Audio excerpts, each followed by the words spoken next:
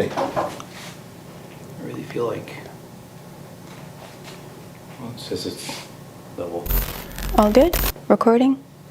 Gwayam Sutwan, Nin Deluizi Emma Metallic, Akdlewi Akwi Listiguch Gespigawagi, Akula na a Mi'kmaq creation story. We felt ourselves soaring through the sky, coming down to feel the waters, traveling the earth around us. We were everywhere but nowhere at once. We're floating through the clouds, the thunder is loud but comforting. We're falling and the earth catches us. Glooskap was made from Naguset. After the lightning bolt struck the ground, Glooskap had eyes, a mouth, hands, legs, and feet. Another bolt struck the ground, and Glooskap could see. Glooskap wanted to move around, so they asked Naguset to give them a life. Then another bolt, and Glooskap got up. Glooskap started to walk around and could feel the earth between their toes and smelt the air around them. Glooskap stumbled upon Eebit. She had a calm stance, but seemed to be looking for someone or something. Nin Nagugumich, I have traveled across Mi'kmaqi, carrying stories and teachings, the Eebit said to Glooskap. She paused, then continued. But I am missing something. I'm missing some of my relatives. Glooskap called upon Abistinawejel. Would you give up your life for Nugumich so that we could help her find her relatives? Yes, I will, Abistinawejel replied. Nugumich took the Abistinawej, cracked its neck, and they feasted. Where did you come from? Glooskap asked Nugumich. I came from a rock, Nugumich replied. Glooskap looked at Uksuthamu and listened to Nugumich. For many seasons I have carried stories etched across me, almost like drawings, old and new, memories of our relatives waiting to be told and listened to, she said. Glooskap looked into Nugumich's eyes and saw images, like memories belonging to relations across Mi'kmaqi.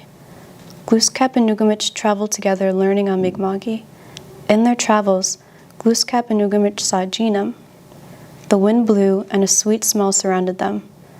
Jinam looked well rested, and when the sun shone down on him, he shined. Who are you and where did you come from? Glooskap asked. I am your sister's son, Nin Nauluksul.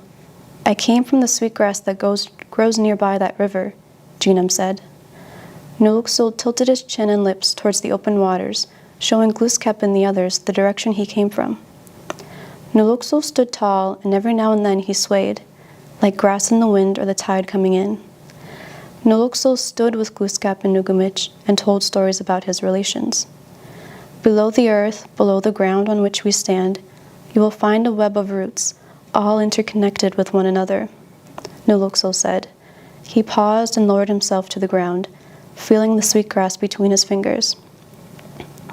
Nuluksul continued, whenever you are close to water, water that reaches far out beyond our territory, you will find these roots sprawled beneath the ground, sprouting medicine for our relatives. Nuluksul stood up, tied his hair into a braid, and flung it behind his shoulder. Nuluksul faced the water. Walalin, he said to the waters for giving him life. He called upon a blamu to sacrifice its life for a wonderful feast. Everyone sat together. They feasted on the salmon and told more stories about their travels. After the feast, Nuluksul joined Glooskap and Nugumich on their shared journey, living on and with Mi'kmaqi. The sun began to creep away from view and hide behind the mountains, bringing coldness in the night sky. Glooskap, Nuluksul, and Nugumich stopped traveling and started a bukdale. The bukdale that Glooskap made was called the Grand Fire. After 7 winters, 7 sparks flew out at the same time. The sparks made 7 beings, followed by another 7 beings. These beings came together and formed families. The families split out and moved across Mi'kmaqi, forming our 7 districts. Glooskap sat close to the bukdale when a Neebit moved beside them. You look cold, she said, and wrapped her arms around Glooskap. Who are you and where did you come from? Glooskap asked. Nin Naukich, and I came from a leaf that fell from the tree, said Inkich. Inkich was younger, but still she resembled Nugumich. They had the same eyes, but they held different stories. Nugumich carried stories etched across her from different seasons, and Inkich carried teachings about how to live through those different seasons. The sun hid from view, and Glooskap held on to Inkich. Our relatives are all coming together, Inkich whispered to Glooskap. Again they feasted, this time with strawberries, blueberries, and hazelnuts. After the feast, Gippu arrived and said to them that Glooskap, Nugamich, Nuluksul, and Inkich had to leave. The sun went deep inside the mountains. Gippu reminded them, I will return if needed, and always keep the fire going. Gippu flew away. The moon crept away and hid behind the mountains. In the morning, the sun rose and the tide came in. Glooskap stood up from the ground. The spark continued to burn, lighting a path for them to follow. We're in the sky. We can see how our relatives have grown across Mi'kma'ki. Unamagi, Eskegawagi, Sugubinegari, Bigwikdak Bikdu, Gespugudik, Signik Dewagi, Akgespegawagi. We're navigating how to live on and with our territory as new relatives pass through. We come back down to the earth and rest within our web of relations.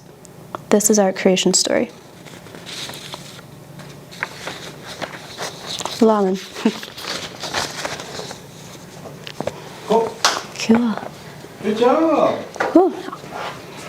You're natural. Thank you. Hopefully it turns out